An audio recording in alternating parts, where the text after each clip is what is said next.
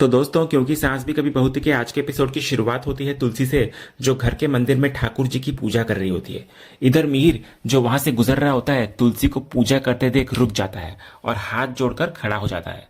तभी धीरे धीरे उसका ध्यान तुलसी की तरफ जाता है और वो मुस्कुराते हुए उसकी तरफ मुंह करके प्रार्थना करने लगता है। जब तुलसी आंखें खोलती है और मिहिर को अपने सामने पाती है तो वो झल्लाहट से पूछती है कि वो यहाँ क्या कर रहा है। तो मिहिर कहता है कि वो भी प्रार्थना कर रहा है। तुलसी उसे नाटक न करने की सलाह देती है और वहां से जाने लगती है, लेकिन मिहिर उसके पीछे आता है और प्यार से सफाई देता है। वो कहता है कि जैसे तुलसी अपने बच्चों और पोते पोतियों की लंबी उम्र के लिए ठाकुर जी से प्रार्थना कर रही थी, क्योंकि उसे पता है कि ये सब सिर्फ ठाकुर जी ही दे सकते हैं, ठीक वैसे ही मिहिर को जो चाहिए यानी कि माफी, वो सिर्फ तुलसी दे सकती है। इसलिए वो उसके आगे हाथ जोड़कर खड़ा था। इधर मिहिर अपनी हर कोशिश से तुलसी के दिल में जगह बनाने की कोशिश कर रहा होता है।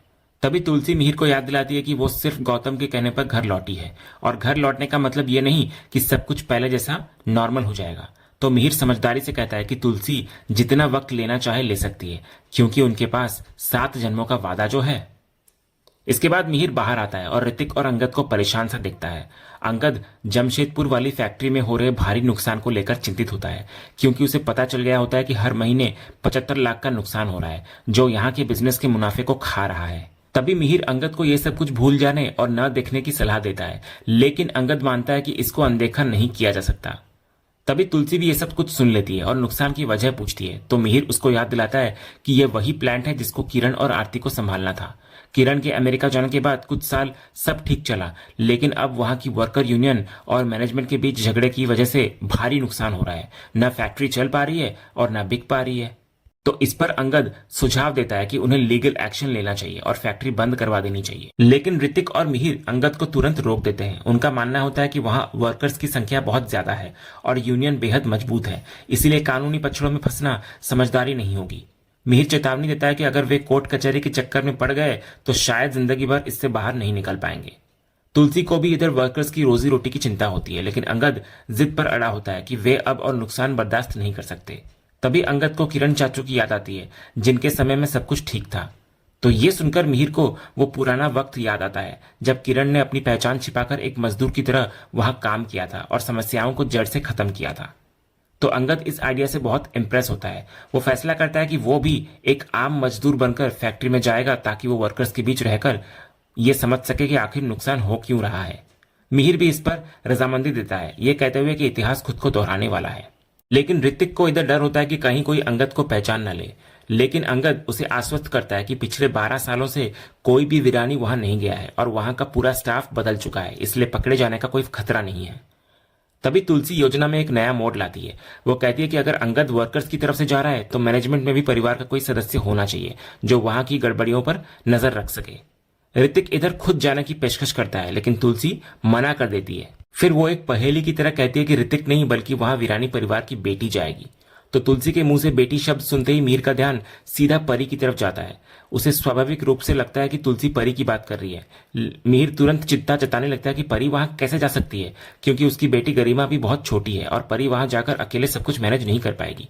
लेकिन तुलसी मिहिर की गलतफहमी दूर करती है और साफ कहती है कि वो परी की बात नहीं कर रही। तभी सबका ध्यान वृंदा की ओर जाता है, जो खुद हैरानी से पूछती है कि क्या वो जाएगी। तो तुलसी वृंदा को विश्वास दिलाती है कि हाँ, वही जाएगी।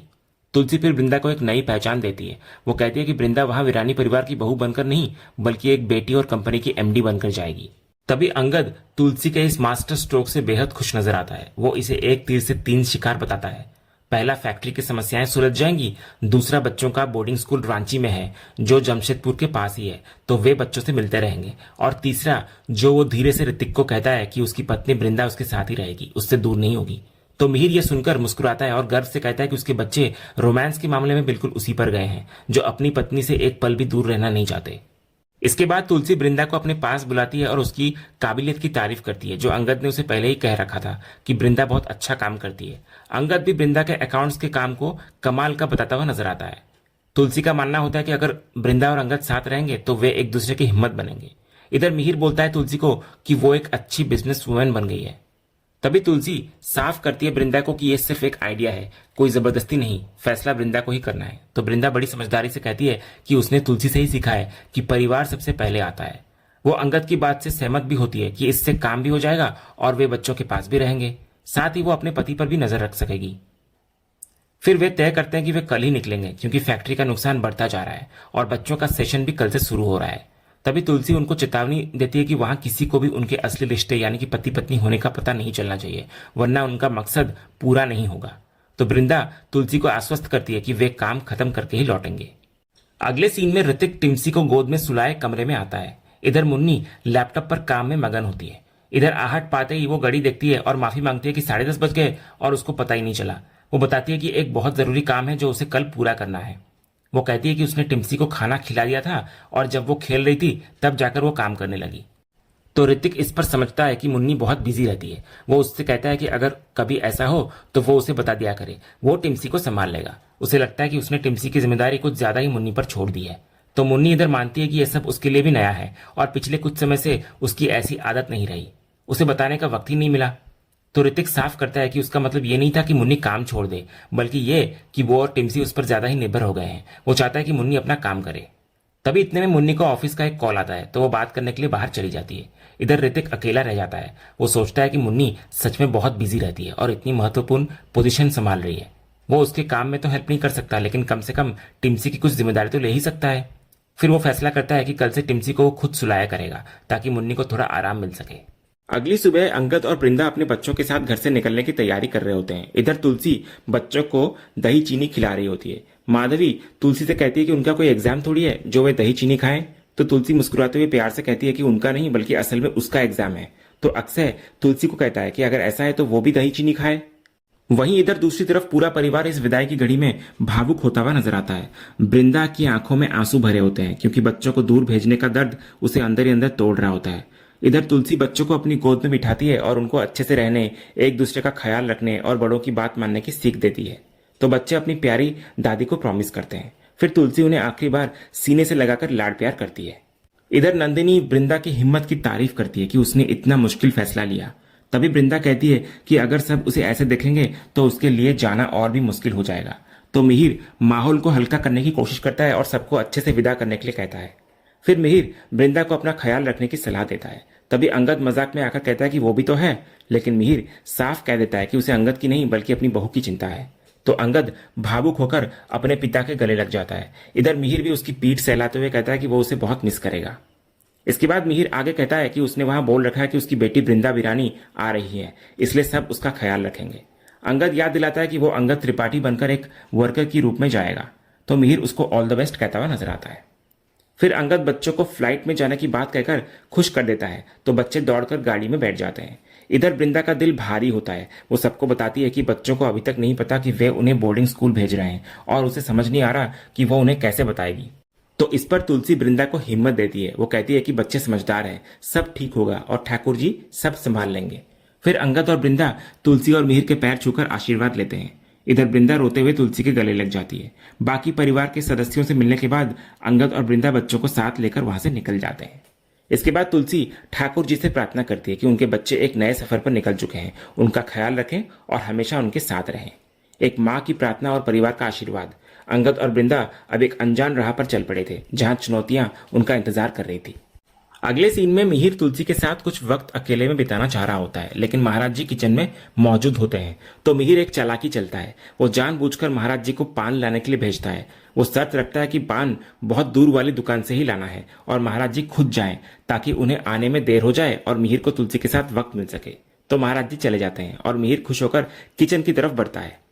इधर किचन में अकेली तुलसी एक पुराना गाना गुनगुना रही होती है।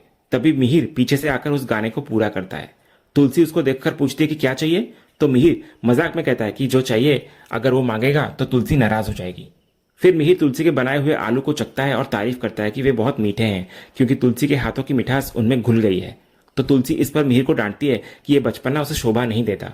वो साफ कर देती है कि वो सिर्फ बच्चों के लिए वापस आई है। तभी मिहिर कहता है कि उसे तुलसी को देखकर रहा नहीं जाता। तो तुलसी धमकी देती है कि अगर वो अपनी हरकतें बंद नहीं करेगा तो वो अभी चली जाएगी। तो मिहिर इस पर डरकर मान जाता है और वहां से जाने लगता है। तभी मिहिर जब जाने लगता है तुलसी उसको रोक लेती है और मुन्नी की मुंह दिखाई की रस्म के बारे में बात छेड़ती है। तुलसी चाहती है कि मुन्नी को यह एहसास हो कि उसकी शादी की सारी रस्में पूरे रीति रिवाज से निभाई गई है। वो नहीं चाहती कि मुन्नी को किसी भी रस्म के छूट जाने का मलाल हो। तो मिहिर बिना किसी हिचकिचाहट के तुरंत राजी होता हुआ नजर आता है। वो मानता है कि क्योंकि तुलसी अब घर में वापस आ गई है तो ये रस्म कल ही कर लेनी चाहिए, भले ही अंगद और वृंदा इस वक्त यहाँ मौजूद ना हो। तुलसी भी सहमत होती है और कहती है कि वो गायत्री काकी और नंदिनी से बात करके सब कुछ तय कर लेगी। अगले सीन में हम वृंदा और अंगद को बोर्डिंग स्कूल में देखते हैं। इधर वृंदा स्कूल की हेडमिस्ट्रेस को बार बार ये यकीन दिला रही होती है कि वे लोग अब जमशेदपुर में ही रहेंगे और बच्चों को कुछ भी हो तो उन्हें फौरन खबर कर दी जाए। उसकी आवाज में एक माँ का गहरा डर और चिंता होता है क्योंकि उसके बच्चे कभी उससे दूर नहीं रहे हैं। इधर अंगद वृंदा को संभालने की कोशिश करता है और मैडम को कहता है कि वृंदा बच्चों को लेकर बहुत डरी हुई है। वो फिर वृंदा को याद दिलाता है कि यह फैसला उन्होंने मिलकर बच्चों की भलाई के लिए लिया है। इधर मैडम भी वृंदा को तसल्ली देती है कि वो हर हफ्ते बच्चों से मिल सकती है और फोन पर भी बात कर सकती है। वो बताती हैं कि शुरुआत में बच्चों को एडजस्ट होने में समय लगेगा, लेकिन यहाँ की एक्टिविटीज और दूसरे बच्चों के साथ वे जल्द ही घुल मिल जाएंगे। इसके बाद अगले ही सीन में हम देखते हैं कि वृंदा और अंगद जब बच्चों से मिलने जाते हैं तो उन्हें दो अलग अलग तस्वीरें देखने को मिलती हैं। एक तरफ माधवी नए माहौल में खुश होती है और दूसरे बच्चों के साथ खेल रही होती है। दूसरी तरफ अक्षय अकेला और चुपचाप बैठा होता है। उसके चेहरे पर उदासी साफ झलक रही होती है। अपने बेटे को इस तरह देखकर वृंदा का दिल टूट जाता है और वो रोते हुए वहां से जाने लगती है, लेकिन अंगद उसको संभाल लेता है। इधर माधवी अपने माता पिता को दूर से देखकर खुशी से कह रही होती है कि यहाँ बहुत सारे गेम्स है और उसको बहुत मजा आ रहा है, लेकिन अक्षय गुस्से में जाकर उसको टोकता है और कहता है, तू खुश हो रही है? ये लोग हमें यहाँ छोड़कर जा रहे हैं। इसके बाद हम देखते हैं कि बच्चे दौड़कर अपने माता पिता के पास आते हैं। अक्षय गुस्से में कहता है, आप हमें इसलिए छोड़कर जा रहे हो ना क्योंकि हम आपकी बात नहीं मानते, मुझे आपसे बात नहीं करनी। इतना कहकर वो वहां से जाने लगता है, लेकिन अंगद उसको पकड़कर गले लगा लेता है और अक्षय फूट फूट कर रोने लगता है। इसके बाद वृंदा माधवी को भी समझाती है कि ये सब उनकी भलाई के लिए है और यहाँ उन्हें बहुत कुछ सीखने को मिलेगा। फिर अंगद और वृंदा दोनों बच्चों को यकीन दिलाते हैं कि वे लोग जमशेदपुर में ही हैं और जब भी उनकी याद आएगी वे फौरन यहाँ आ जाएंगे। लेकिन अक्षय के मन में एक गहरा शक होता है। वो कहता है कि उसके दोस्त ने एक बार बताया था कि जिन माँ बाप को अपने बच्चे पसंद नहीं होते वे उन्हें बोर्डिंग स्कूल में डाल देते हैं। तो माधवी भी इधर से पूछती है कि आप हमें प्यार नहीं करते क्या? ये सुनकर वृंदा और अंगद टूट जाते हैं। वे उन्हें समझाते हैं कि ऐसा कुछ नहीं है, वे उनसे बहुत प्यार करते हैं और इसलिए उन्हें यहाँ भेजा है ताकि वे नई चीजें सीख सके। इसके बाद वृंदा अपने बच्चों को समझाती है कि वे कभी ऐसा न सोचें कि उनके माता पिता उनसे प्यार नहीं करते। वो उनसे वादा लेती है कि यहाँ वो उदास नहीं रहेंगे। तो बच्चे वादा करते हैं और चारों एक दूसरे से गले मिलते हुए नजर आते हैं। ये पल जितना भावुक था उतना ही दर्दनाक भी। इसके तुरंत बाद हम देखते हैं कि वृंदा और अंगद बच्चों को छोड़कर अपनी गाड़ी में वापस जा रहे होते हैं। इधर वृंदा फूट फूट कर रो रही होती है और अंगद जो अब तक मजबूत बना हुआ था उसकी भी आंखें नम होती है। वो वृंदा का हाथ पकड़कर कहता है कि बच्चों के बिना रहने का सोचकर ही उसे डर लग रहा है। उसे भी अपने फैसले पर शक होने लगता है कि कहीं उन्होंने बच्चों को खुद से दूर करके कोई गलती तो नहीं कर दी। लेकिन वृंदा उसको हिम्मत देती है। वो कहती है कि अगर ये फैसला गलत होता तो वे ऐसा कभी नहीं करते। उन्होंने ये कदम बहुत सोच समझकर उठाया है और अब उन्हें कमजोर नहीं पड़ना है। फिर जैसे ही गाड़ी जमशेदपुर से 20 किलोमीटर दूर होती है, वृंदा गाड़ी रोक देती है। अंगद गाड़ी से उतरता है और कहता है अब समय आ गया है अलग अलग रास्ता चुनने का। वो वृंदा को याद दिलाता है कि आज से वो उसकी बॉस है और वो सिर्फ एक छोटा सा वर्कर। वृंदा इस नए रोल को लेकर थोड़ी घबराई हुई होती है, लेकिन अंगद उसको छेड़ते हुए कहता है कि जैसे वो घर में हुकूमत करती थी वैसे ही फैक्ट्री पर भी करे।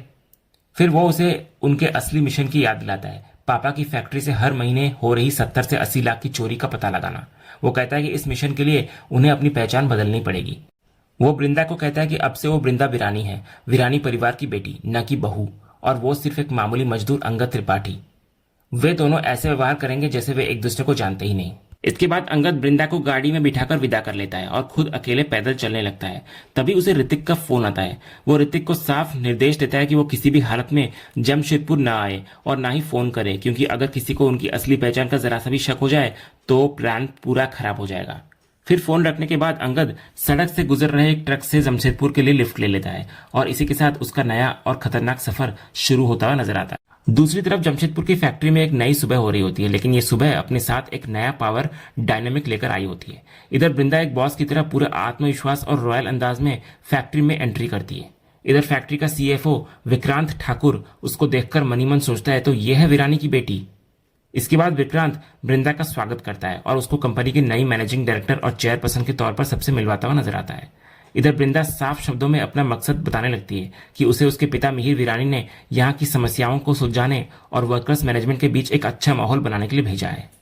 लेकिन पर्दे के पीछे वर्कर्स के बीच एक अलग ही कानाफूसी चल रही होती है। एक वर्कर अपने साथी से कहता है, कर ले जो करना है, पर जो गोलमाल हम हर महीने कर रहे हैं उसके बारे में इसको पता नहीं चलेगा। इसके बाद जब वृंदा वर्कर्स की तरफ जाकर उन्हें जय श्री कृष्ण कहती है तो उनमें से एक बदतमीजी से जवाब देता है और बाकी सब हंसने लगते हैं। तो इस माहौल को देखकर वृंदा अंदर से घबरा जाती है और मनी मन सोचती है, अंगद जल्दी आ जाओ, यहाँ का माहौल ठीक नहीं है, ये मिशन बहुत मुश्किल होने वाला है हमारे लिए। अगले ही सीन में कहानी का दूसरा पहलू सामने आता है। अंगद एक साधारण मजदूर के कपड़ों में ट्रक से उतरता है। वो फैक्ट्री के गेट के बाहर खड़ा होता है, जमीन की मिट्टी को उठाकर अपने माथे से लगाता है और सोचता है कि यहाँ तक तो आ गया, पर अब अंदर कैसे जाऊं। इसके बाद वो पास की एक चाय की टपरी पर जाता है, लेकिन जैसे वो चाय पीने लगता है, एक वर्कर आकर उसकी चाय छीन लेता है और बाकी सब वर्कर उस पर हंसने लगते हैं। तो अंगद इस पर कुछ नहीं कहता और दूसरी चाय मंगवाता है, लेकिन उसकी आंखों में एक दृढ़ निश्चय होता है। वो मन ही मन उन वर्करों को देखकर सोचता है कि पहले ही दिन समझ आ गया कि यहाँ मेरा काम आसान नहीं होगा, लेकिन मैं वो करके रहूंगा जो पप्पा चाहते हैं। और इसी दृढ़ संकल्प के साथ यह एपिसोड एक नए संघर्ष की शुरुआत पर खत्म होता है। तो दोस्तों, आज का एपिसोड और इसका अपडेट आपको कैसा लगा, अपनी राय हमें कमेंट बॉक्स में जरूर बताएं। अगर आपको आज का वीडियो पसंद आया हो तो वीडियो को लाइक करें, शेयर करें और हमारे चैनल को सब्सक्राइब करके बेल आइकन जरूर दबाएं, ताकि क्योंकि सांस भी कभी बहुत ही के अगले धमाकेदार एपिसोड का अपडेट आपको सबसे पहले मिले। धन्यवाद।